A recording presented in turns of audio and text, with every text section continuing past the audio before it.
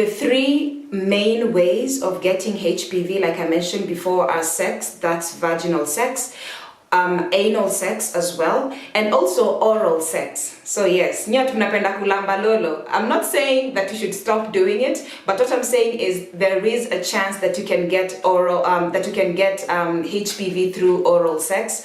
Also, the other way that you can get the other way that you can actually get HPV is through kissing. So you can say, well, I'm a virgin, or I always use condoms, or I always do this and that, but do you kiss random men?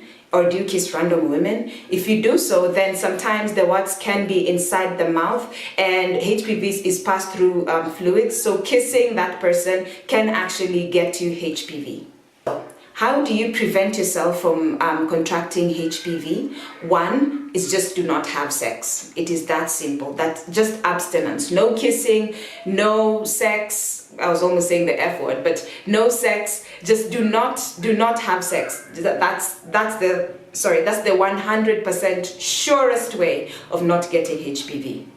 Second way of preventing HPV, or just knowing that you have HPV, is get a pap smear. For women between the ages of 21 to 65, please get a pap smear, and that does not matter if you're a virgin or not.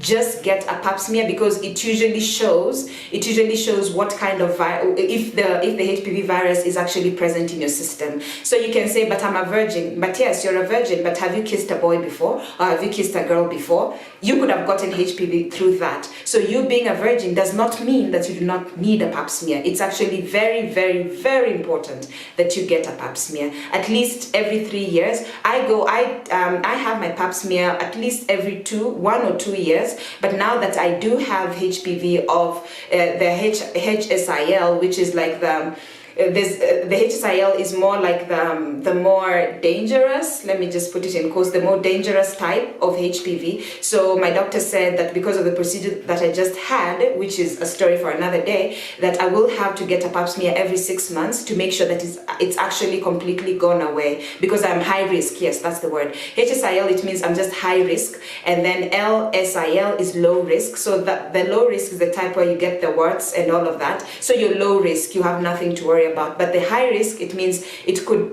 possibly develop into cancer in a few years' time. So I do need to get regular checks. That's every 6 months, just to make sure that everything is under control. The third surest way of preventing HPV is to use condoms. Just basic use condoms. Though there is a disclaimer to this: condoms are not 100% protect you from HPV, simply because HPV can affect other areas that are not on the penis. So, like we already discussed, it could be in the mouth. There's no condoms for the mouth. Also, as you're having sex with this person, they could have warts around the penis, and then you have your opening, and like we said, the HPV virus is transmitted through fluids. So yes, the man is wearing a condom, but then at the end of the day, he has warts around his genital area, so the fluids can get into your system. So it is a way of preventing it, but it is not 100%. So another way of preventing HPV is be in a monogamous relationship. So basically, have one partner you have sex with,